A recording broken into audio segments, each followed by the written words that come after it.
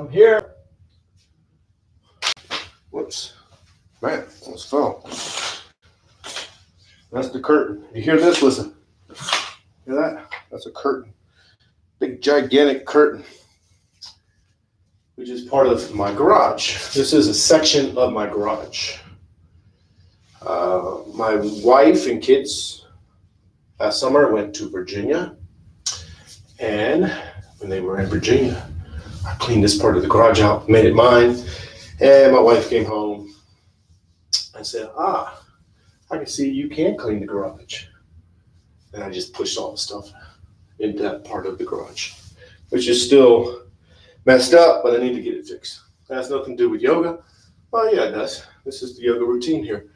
I mean, where I do yoga. But anyways, I want to continue to get back on track to talk about focus. So I talked about focus for about 6 days in a row, or 5 days in a row. I think 6 days in a row. And yesterday, I talked about Swami Vivekananda because it was his birthday yesterday, and he was born in 1863. So he was born a long time ago, over 150 years ago. And the reason I brought him up yesterday is just because he is credited to bringing the interfaithness, which is not a word, but the universality of Hinduism to America, to the Western world. And he did this through a speech that he gave at the Parliament of the World's Religions in Chicago in 1893. And what's interesting, real quick, is that it was coming to America anyways, the understanding of interfaithness.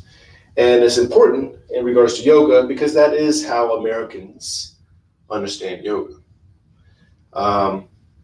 But yoga was already here in America, in the USA, through Christianity.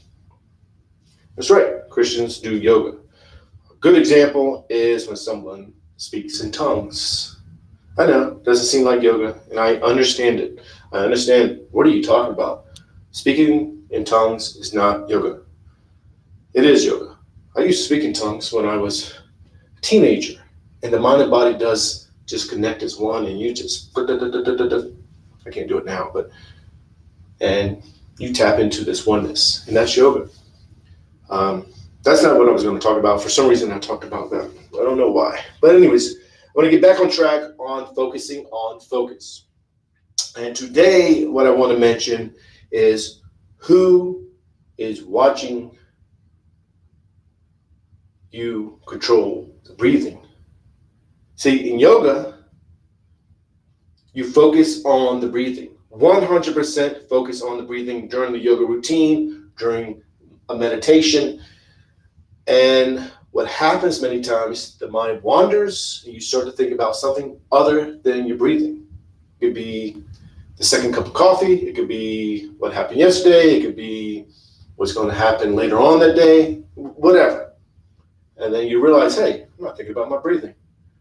And I always say, just gently bring your focus back to the breathing. And it'll happen again. And then you bring your focus back to the breathing. And it'll happen again and again. And it's a process until those spaces get shorter and shorter and shorter. Sometimes it doesn't happen at all. Sometimes you stay in the monkey mind, just the way it is. And some days you stay focused. You may veer a little bit sometimes, and then boom, and then you feel confident. You feel like, man, I can do this. And the next day, monkey mind. It just depends what happens before yoga, the day before. It just depends on what's happening in your life many times.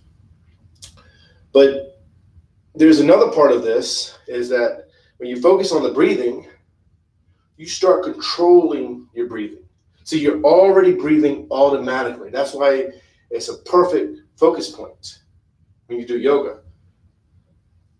You are already breathing automatically. So you just watch yourself breathe. And when you watch yourself breathe, many times you start controlling it. Now, you watch yourself breathe by focusing on the belly. As you inhale, the belly expands. You watch that. When you exhale, the belly goes in. You watch that. You watch it go in and out. No, out and in, out and in. Very slow movement. Or you bring your focus to the tip of the nose and watch the air go in and out, in and out. And many times what happens, you focus on the breathing and then you start controlling it, because we're in a state of control all throughout the day. But when you get on the yoga mat, that's not what you're doing. You're watching yourself breathe. You're letting go. And what I usually say is, when you realize you're controlling your breathing, let go and just bring your focus back to the breathing. But today, what I'm going to say is, when you are focusing on the breathing and you start controlling it, tap into an awareness of watching yourself control your breathing. Watch yourself control your breathing. That will tap you into another space of who is watching, who's watching the thoughts, who is watching yourself breathe, who is watching you control your breathing. And many times, not all the time, maybe never for you, just depends on the person, you'll start to focus back on the breathing. So, with that said, we're going to do that today. So we're going to begin in easy pose, which we usually don't do. The easy pose is just the modification of the lotus, and you're going to watch yourself breathe. And then when your mind wanders and you start to think about something else other than the breathing, don't judge it. Don't judge, hey, my mind wandered. Don't judge the thought. Just simply bring your focus back to the breathing. And then when you're breathing and you're focusing on the breathing and you start controlling it for whatever reason, just tap into an awareness of watching yourself control the breathing. And then we'll stand up, go to mountain pose, two sun salutations, back to mountain pose, and we'll end it there. So let's go ahead and begin. Go to easy pose. What is this? What is that? It's like a bead. A bead. I'm going to tell them what it's from. I fell out my ear, fell out my head. All right. So the easy pose is the modification of the lotus. So the back is straight.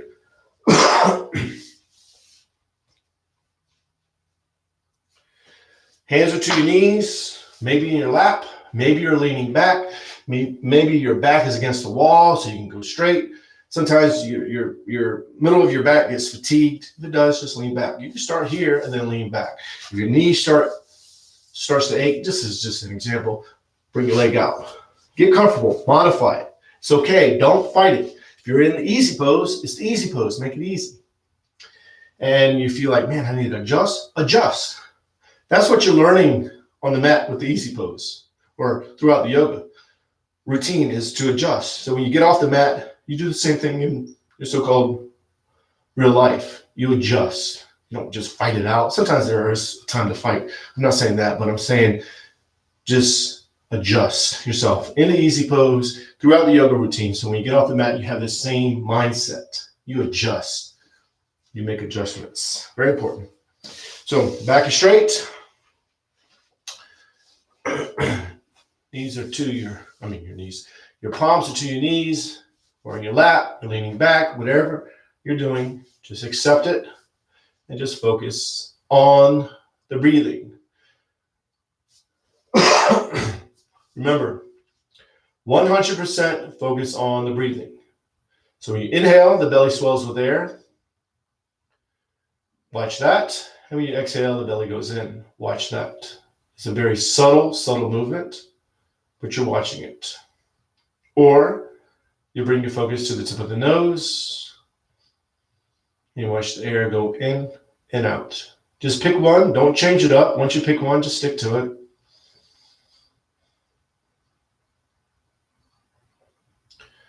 And you're just going to watch yourself breathe. Now, when the mind wanders and you start to think about other things other than the breathing, and you realize, hey, I'm thinking about my second cup of coffee. Don't judge it. Just bring your focus back to the breathing. Remember, you're not your thoughts. And then when you're breathing and you focus on the breathing, you start to when you start to control your breathing, tap into awareness and watch yourself control your breathing.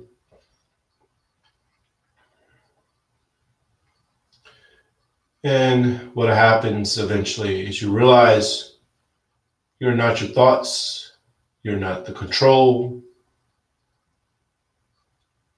You are the one that's watching the thoughts, watching yourself control the breathing.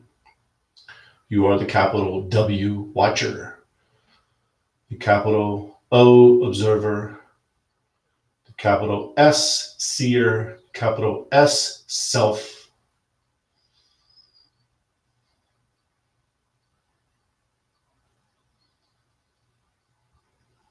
This will allow the mind and body to become one, which is yoga. And then you tap into capital O, oneness, which is yoga.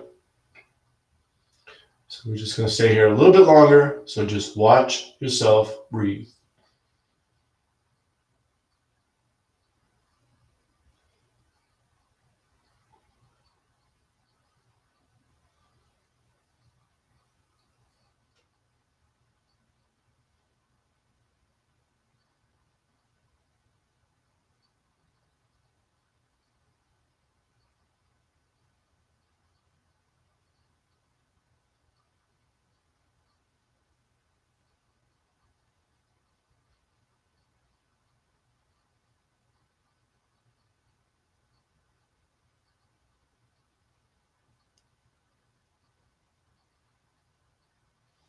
Bring the palms together, palms to the heart center. Namaste. Now you can stand up and you're going to go to mountain pose. That in itself is something you could do every day. You do it for 1 minute, 3 minutes, 5 minutes, 7 minutes, 12 minutes, 15 minutes, 20 minutes. I suggest to do it for 1 minute to 3 minutes daily at the same time if you can. And some people say, hey, do it 20, do it 15, do it 30. No, I say start off small and maybe stay small your entire life. It's better to do 1 minute, 3 minutes every day than do that for 20 minutes for 7 days and then you fall off. It's about adherence, sticking to it. If you do a minute and say, hey, you have a minute. You have a minute. You do a minute right when you wake up, right before you go to sleep, before your shower, before your coffee, or your coffee's making, whatever. 1 minute, 3 minutes. I used to do that. My mind was in a state of monkey mind. Even when I was teaching yoga, I could only do 3 minutes. And that's what I did every day. And sometimes I would do only a minute because that's all I could do. Some days I could do 20. It's all depending on you and what you want to do. So mountain pose. Feet are shoulder width apart, toes go up, spread the toes as wide as you can. Each toe touches the floor one at a time. Knees are bent, hips are tilted, arms are relaxed, shoulders are relaxed, neck is relaxed. And in the mountain pose, you're lengthening up. So think of a string on top of the head. Can't see my hand. Pull yourself up. You don't bend down like this. I just bend down because I know you can't see my hand. Pull yourself up, lengthen up the skeleton, then let the bones of the skeleton, can't speak, let the bones of the skeleton stand on top of each other. And you're finding that spot where the skeleton just stands by itself, as if you were just your skeleton. So you're finding that thread of stability that goes through the skeleton. And you're becoming one with that stability, becoming one like a mountain is one with the earth. You are also one with the earth. Find that stability, and the stability is in the flexibility, is in the movement. See, in the mountain pose, many times, sometimes you sway for whatever reason. You just go with it. That is where true stability is. Going with the flow. Don't fight it. That's not what we're doing. That's not yoga. Well, it could be part of yoga, but that's not what we're doing. Just accept where you are and just focus on the breathing. Same way we were focusing on our breathing in the easy pose, you continue in the mountain pose, and you will continue to do that throughout the yoga routine. Focus 100% on the breathing.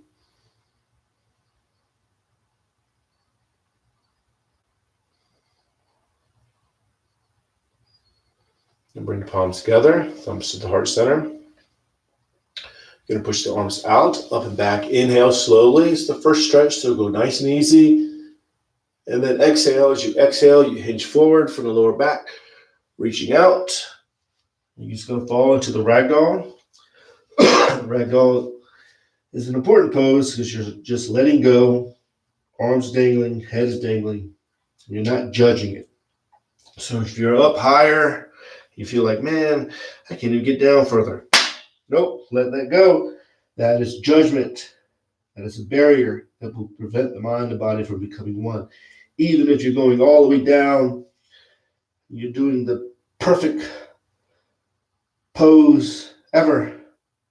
That's awesome, but let it go, because that's judgment too. Just accept where you are and just focus on the breathing. And if you feel tension in the lower back, just give it a mental command to release and just let the body fall where the body falls and focus 100% on the breathing. The palms to the calves, elbows into the sides of the legs, arch the back, raise the head, inhale slowly. Inhale as much as you can, and then exhale. As you exhale, you pull yourself in and down, forehead's going towards the knees, get all the air out. And then again, arch the back, raise the head, inhale, and then exhale, pull yourself in and down, get all the air out.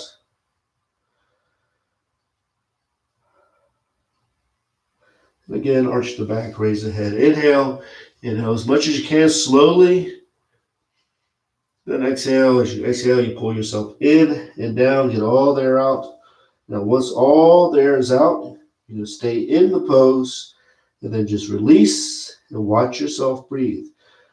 And you're accepting where you are. So you are pulling yourself in and down, foreheads go to the knees. But once you settle and you accept, it's almost like you're not pulling yourself in and down. You're becoming one with the pose.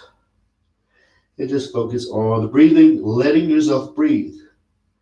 So when you're in this pose, when you inhale, the belly swells with air and pushes you out of the pose slightly. Let yourself be pushed out. Remember, you're letting go of control. And then when you exhale, the belly goes in and you go back into the pose. It's a very subtle movement, very important movement, because you're aware of subtleness. You're not focused on it. You're focusing 100% on the breathing, but you're aware of subtleness. So when you're off the yoga mat, you continue to be aware of the subtle things that are happening around you. Now palms to the sides of the feet. Left leg is back into a low lunge. With a low lunge, up the foot to the floor in the back. Knees to the floor, hips are square, pushing forward diagonally, back is arching, head is up. You're feeling open. Now you want to make sure the front knee is not over the toes, or hey, that's a spider, or over the toes too much. I don't want to kill you, man. Go. Go. I didn't kill you. He's on his back. I didn't touch him, barely. He's faking. And remember, in this pose, you're tapping into openness. So feel open. Let me get this guy. Spider.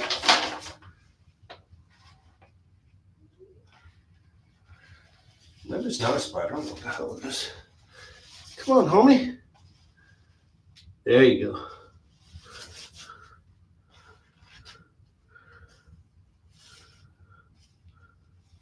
I bet he leaves in a second. So, Left leg is up, so you're going to go to a high lunge. So knees off the floor, toes are curled under, and then downward dog. The high lunge is just a transition pose. Now in the downward dog, the arms are straight, legs are straight, tailbones to the ceiling, heels are towards the floor. And you are pushing into this pose. But you're only pushing to the spot right before you feel like, man, I shouldn't go any further. Find that spot, settle there, and just focus on the breathing. Thinking of nothing else but of the breathing.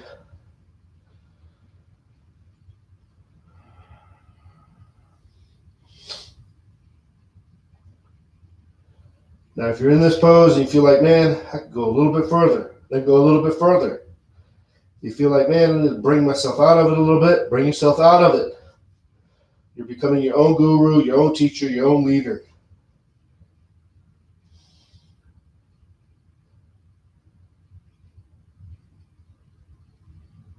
Remember, you're focusing on the breathing. You're not controlling it. 100% focus on the breathing.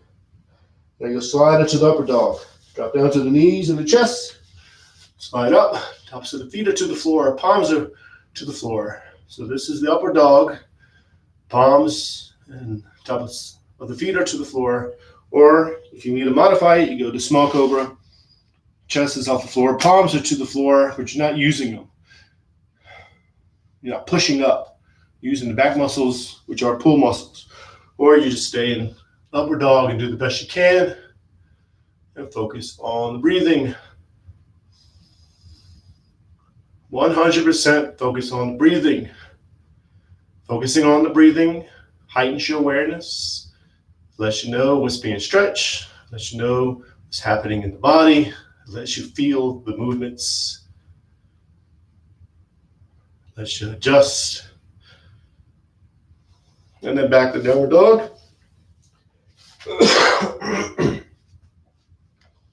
Really push into it.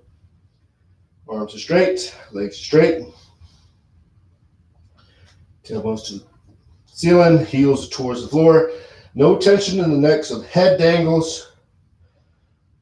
And you are pushing into the pose. But you're only pushing to the spot right before you feel like you shouldn't go any further. Find that spot, settle, accept, and focus 100% on the breathing.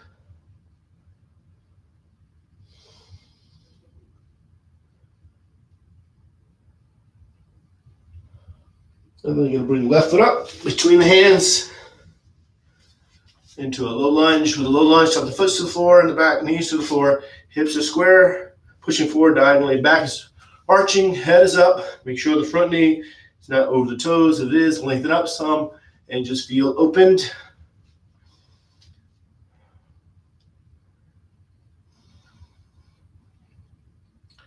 Tapping into openness. The energy of openness. So in this pose, if you're feeling closed up, let go of that. The body does not dictate whether you feel open or not. So if you're down, let go of judgment. Let go of trying to be somewhere. Those are barriers. You have your mind, you have your body. These are barriers. Get rid of those barriers so the mind and body can become one. And you accept where you are. Once you accept where you are, you tap into openness. Openness, capital O, is just another word for yoga. And this is the mindset you take off the yoga mat. So when you're in your everyday so-called life, when you're in your everyday life and you feel enclosed, say at a job, for example, accept where you are, and then boom, you'll tap into openness and you'll see ways out of it. And you can make steps towards getting out of it. First, you have to accept. Or what happens when you accept, you reinterpret your situation and you think, hey, this job is awesome. It's all a mindset. So curl the toes under the back, knee goes up, high lunges for a second or so. Then standing forward bend, pull yourself in and down.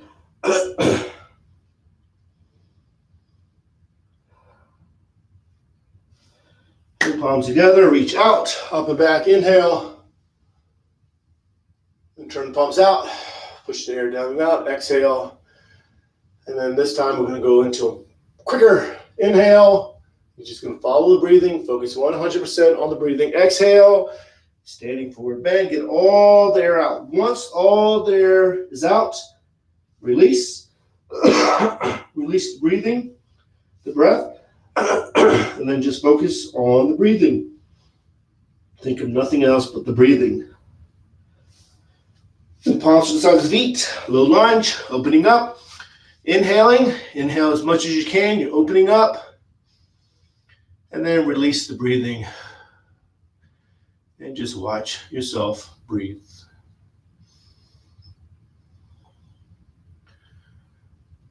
And then downward dog. Exhale, get all the air out. All the air leaves.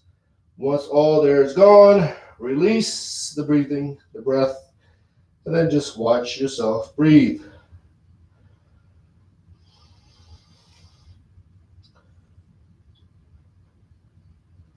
And slide into the upper dog, drop down to the knees and the chest, slide up.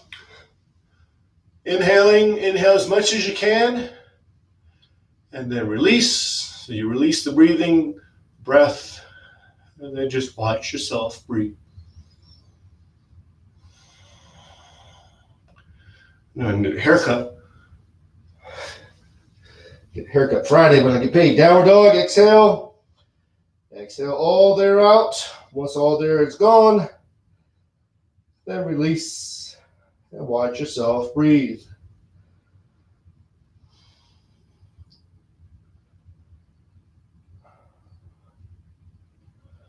The left foot is up between the hands, a little lunge, opening up. Inhale. Inhale as much as you can. Then release. Release the breathing, the breath, and then just watch yourself breathe.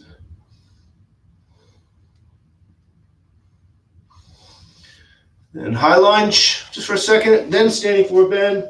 Pull yourself in and down. Exhale, get all the air out. Then release.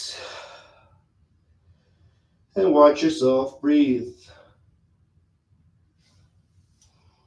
Palms together, reach out, up and back, inhale. And then exhale, turn the palms out, push the air down and out.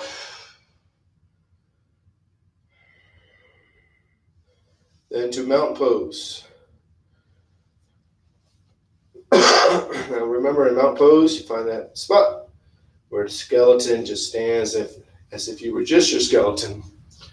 Think of nothing else but of the breathing, watching yourself breathe. Remember, when the mind wanders, don't judge it. And you realize, hey, you're thinking about something else than breathing. Just gently bring your focus back to the breathing. And then if you start controlling the breathing, because remember, you're already breathing automatically. So your focus is 100% on the breathing. And if you find yourself controlling your breathing, just watch yourself control the breathing. And what happens eventually, you realize you're the watcher. You're not the control. You're not your thoughts, but you're the watcher. Capital W watcher, capital O observer. The thing that is watching. So we're just going to stay here a little bit longer. So just watch yourself breathe.